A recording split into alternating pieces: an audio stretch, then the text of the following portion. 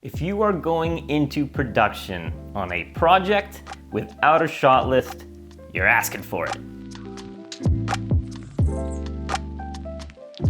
What's up, friends? Welcome back to The Nerdy Filmmaker, and today we are talking about shot lists. A shot list is so important for a number of reasons, but the main one being for timing. You want your shoot to be streamlined and efficient. It's not just so you don't have to think about the creative shots in the moment, but it's also so that you can properly schedule your shoot. If you're not scheduling your shoot, it's gonna take so much longer and you can lose daylight, people can get frustrated, and you're not gonna get all the shots that you need for your edit. So what is a shot list? A shot list is very simple. It's a list of shots that you want for your project. Once the script is finalized or close to being finalized, then you as the director or the cinematographer can start creating your shot list, which basically means you're starting to imagine the film shot by shot and come up with the aesthetics and the framing. So let me show you what this looks like. So going through my files, I found the shot list for Dystonia, which was a short film that was written by Kenny Wong, and the cinematographer was Renee Arsenault, and I directed the project. Now, I created my own shot list template based off of what I like to have written down, but you can probably find some really great templates to start online and then adapt as you go if you find there are columns you need or columns that you don't. So this is what it can look like. So over here we have several columns. I have my scene number, shot, type, gear, description, and my dialogue and notes. Mine has already evolved since I shot this project, so it's actually a little bit different from this now in my newer projects. But I'll just take you really quickly through what each of these mean to me. So you have your scene number, and that scene number should absolutely correspond to what's in the script. If a scene in the script gets changed or removed, you shouldn't automatically then renumber all the scenes after it. So if you delete scene 3, scene 4 should not become scene 3 all of a sudden. You should stick with the numbers they're allotted once they're given out to your crew, so there's no mix-up. And then next to it, I have my shot letters. Let's say in this scene over here, in scene 1, I'm going from shot A to H. Now, I don't know if this is traditional or not. I generally skip I and O just because they look like the numbers 1 and 0. Now, these letters are not necessarily shot in that order, and that's gonna come up later when we talk about scheduling your shot list. Then over here we have type. This might be named different things on different templates. I call it type, but this is essentially the distance from your subject. So if it is a wide shot, it's called a long shot, so that would be LS. If it's a medium shot, which would be, let's say, a waist-up shot of a performer, it would be a medium shot, MS. Close-up is a close-up. And you can have extremes of that. You can have an extreme close-up or an extreme long shot, a medium long shot.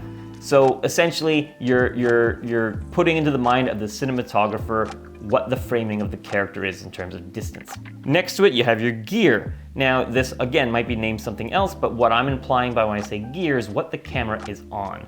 Is it on sticks, which means a tripod, or is it handheld? You might want to put gimbal if you want, let's say, a smooth shot. You can also put that later in the notes, or a slider. So if you have a slider shot or a dolly shot, you might want to put that in that section as well. Then over here, we have the description. That's the meat and potatoes. So in the description, you want to make sure that you're not writing story elements, okay? You're not saying, Jennifer is feeling down, you know, and she wants something to cheer her up. No, you're writing the description of the way the shot looks. So if you had a storyboard where it was drawn out, right, and you can look at that storyboard and say, like, see exactly what the framing is, this description should be describing what you would see on a storyboard. So over here, I have something as complicated as profile shot of James, chest up.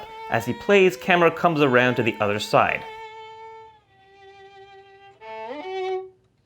Emily is revealed visible in the window of the door in the background. Rack focus between them.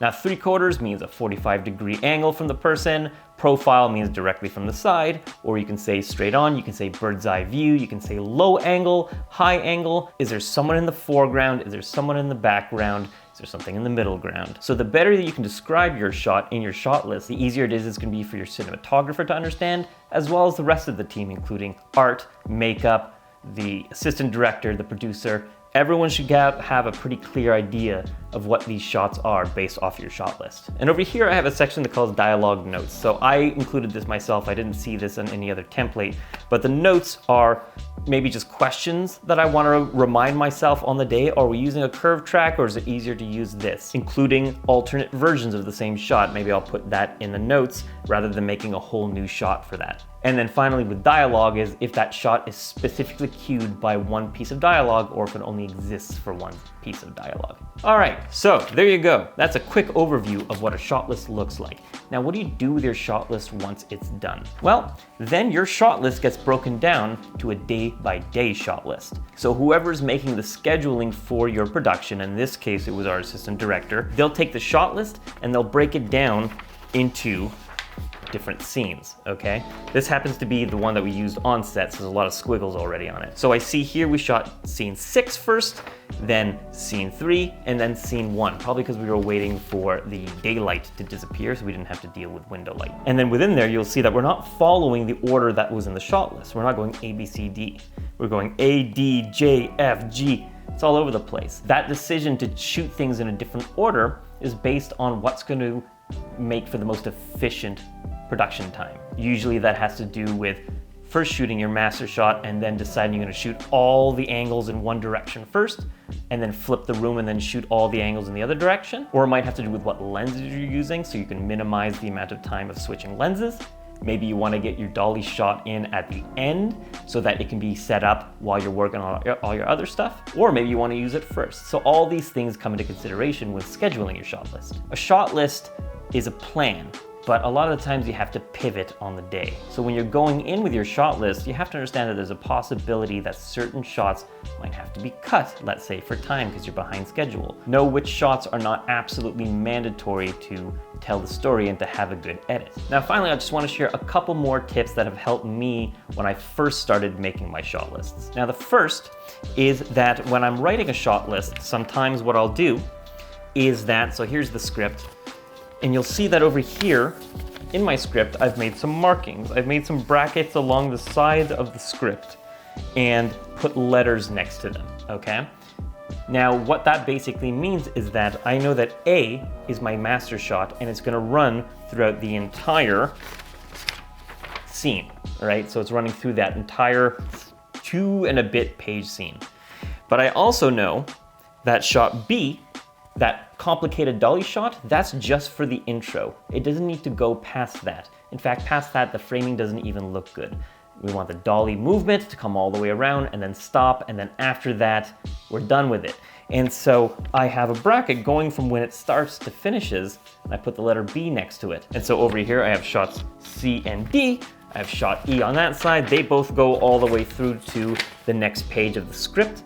And then finally, I have shots G and H, which are really just reaction shots that are not needed for the entire rest of that scene. Now, by having those written out for me, what that's helped me realize is if there are specific moments in the script that are missing coverage. At any point in your scene, you really should have a master shot, but you also want to make sure it's more interesting with detail shots or transition shots or maybe, multiple angles of coverage of the same actor or of both actors. So what this is giving you is a visual reference of what shots are being used when. The second is that for each scene, and unfortunately I can't find the ones I made for this, is that I'll make a bird's eye view diagram of the scene. That'll include putting the actors in there, any kinds of furniture, the shape of the walls, I'll include where the windows are. And then within that diagram, I'll put down each camera angle, each shot that I have in my shot list. That helps me understand if there are shots that are repetitive or from the same angle, do you want to switch some things up?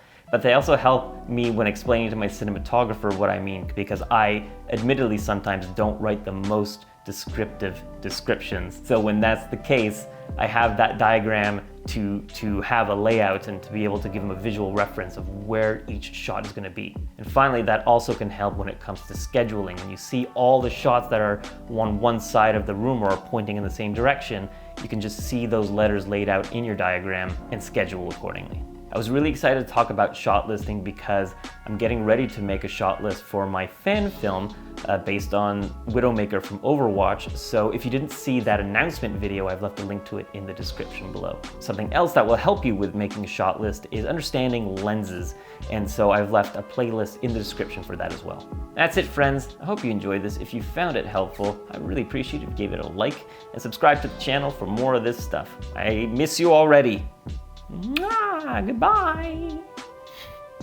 Goodbye.